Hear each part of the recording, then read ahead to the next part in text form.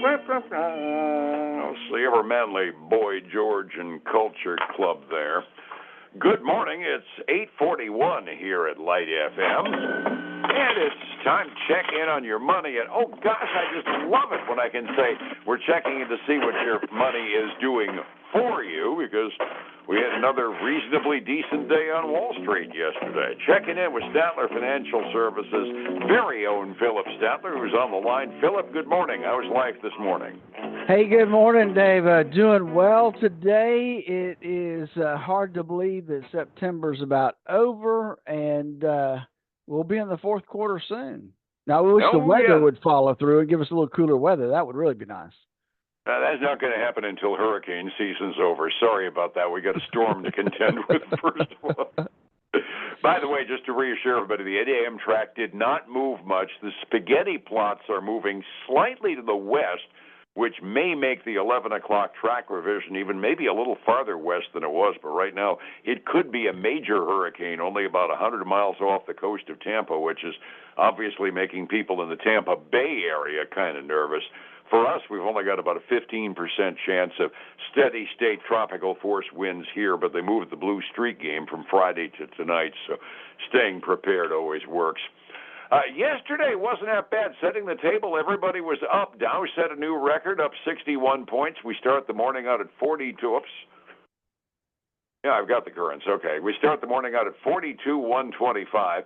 Standard & Poor's was up 16, set a new record to 57.19. NASDAQ did not set a new record, but it's got a ways to go yet.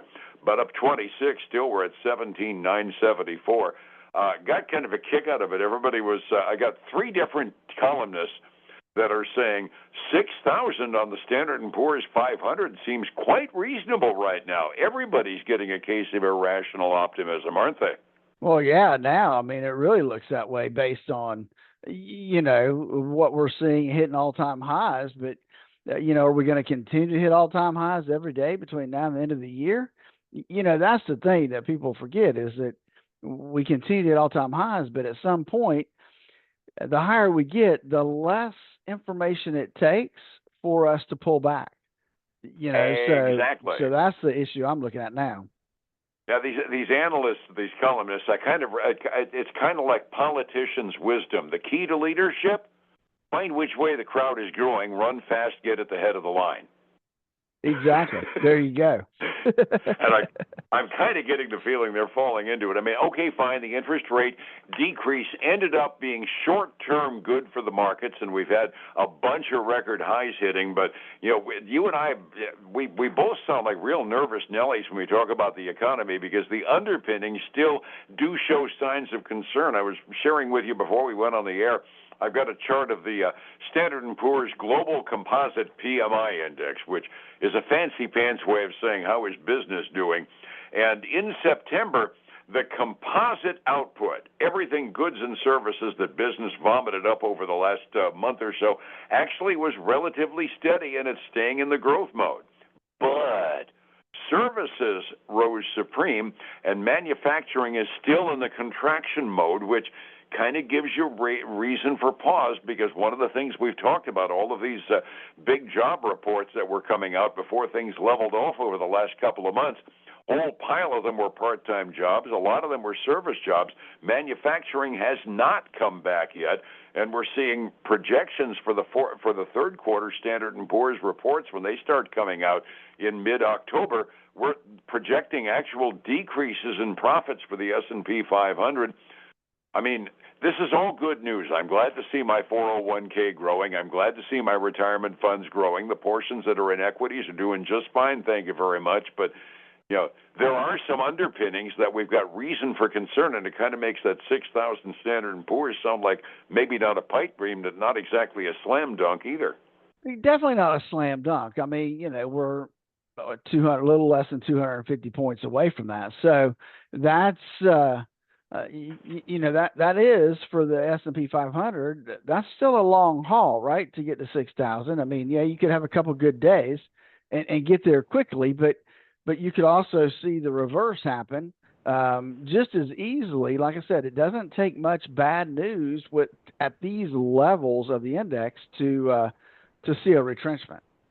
Absolutely. And one thing that is worth noting in the process, yesterday the Standard & Poor's was up by 0.25%, a little more than that.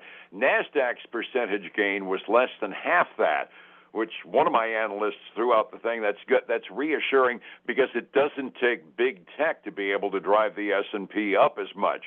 And that's good news because the rest of the Standard & Poor's is actually starting to rise with the rest of the boat.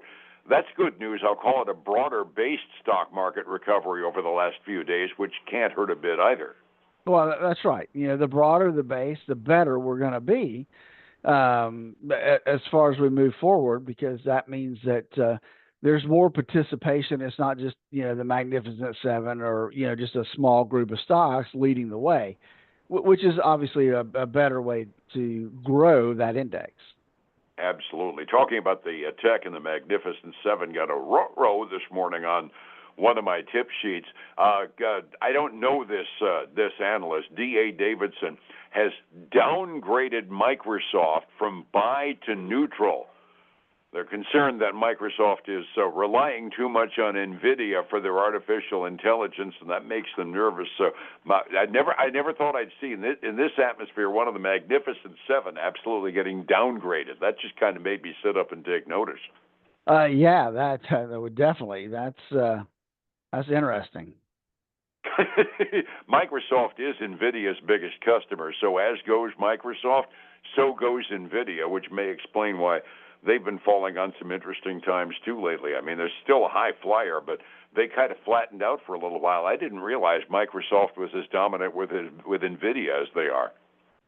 Well, yeah, I mean, I think they do rely on them quite a bit for the AI stuff through that the chip that they develop. So, and like I said, I think we talked about it the other day that there is I can't remember the utility company off the top of my head, but they are opening back 3 Mile Island to just provide electric to Microsoft.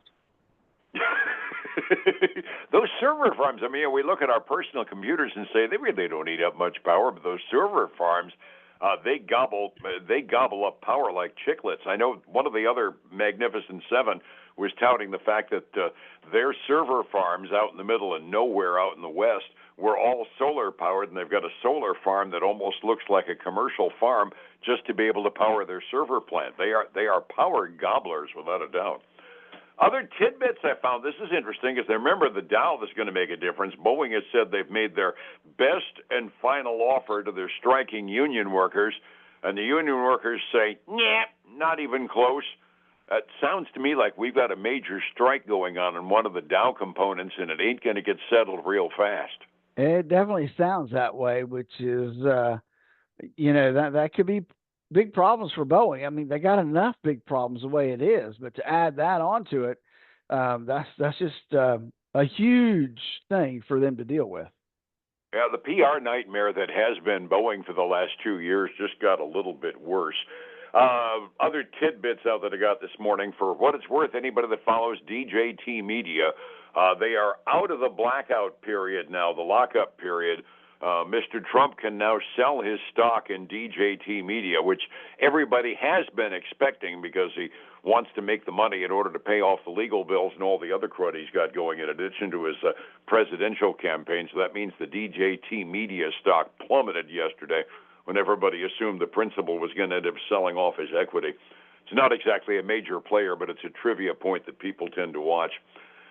That if people can't tell, the quiet period is on right now. We get busy with a bunch of reports, including the GDP later on this week, PCE inflation later on this week. But for the moment, it's relatively quiet today. What tidbits are you watching this morning? We've really only got one.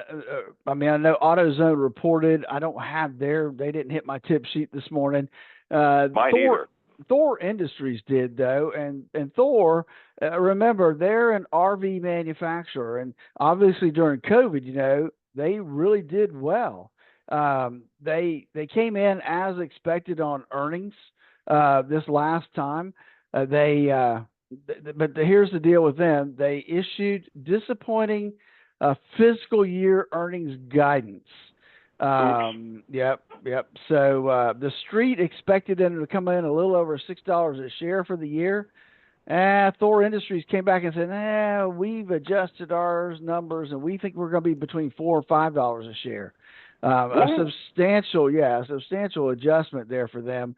It's got Thor trading down today a little over 1.6% right now. We saw some other downgrades come through. Starbucks got downgraded by Jefferies. Salesforce got upgraded by Piper Sandler. And then we've got Lowe's got upgraded to outperform from Oppenheimer. So, we're in that time where there's not much earnings hitting the books. With KB Homes comes out after the market closes today. That'll be an interesting one to see how that's going. I did see one other one that's going to come out this afternoon after the market closes. Oh, Stitch Fix. I know it's due today, yeah. They come out after the market closes. And those are really the only two we've got that come out this afternoon after the market closes today. Yeah, we are kind of on the quiet side because we're at the absolute tail end of earnings season. Then once the 1st of October hits, we got 2 weeks before the big guns start putting out again. Resetting the table, it was a modest up day on Wall Street. All the major indexes up yesterday. And in percentage numbers, that actually is a sustainable growth rate, which I was kind of glad to see.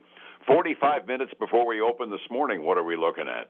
Hey, we've got green ink right now, Dave. The Dow's up between a tenth and 0.2%, as well as the S&P 500. The NASDAQ 100 is the best right now, up 0.2. So we've got green ink there. On the other side of the coin, we've got silver up 0.33% at $31.18 an ounce. Gold's up a little less than 0.1%. Crude oil, Dave, up to almost 2.2% this morning at $71.90 a barrel. Well, poop. It can't all be going in the right direction, can it? Unfortunately. Unfortunately. I don't know what happened in the Asian Rim. Obviously, they feel good about the world as it is because the Asian Rim markets all were up, some of them resoundingly up. Something happened in China. The mainland markets were up by like 4.5% this morning. Maybe the government put a buy order in. Everybody in the Asian Rim was up by at least 0.5% and more at 6 a.m. this morning. Europe following suit. We're green. China and the Asian Rim is green. So the European markets are also all green this morning, up about 0.5% halfway through their trading day. Retirement takes planning. You can't count on luck because who the heck knows whether or not that government dole is going to be there for us when we do get around to retiring. How do I get a hold of you to get a plan for my retirement, Phillip? Devin, give us a call at 863-382-0037 to schedule their core retirement analysis, where we'll help them design a plan to make sure that they're tracking well for their retirement. And then join us this weekend for the Statler Financial Radio Show, 6 a.m. and noon on Saturday, 10 a.m. Sunday morning on Highlands News Talk, 7:30 a.m. at 95.3 FM. And back here again tomorrow morning to take a look ahead and see whether or not we can keep this little spate of momentum going. We'll see you then, Phillip. All right, man. Have a great day. Thank you. It's 105.7 Light FM and Statler Financial Services, Phillip Statler.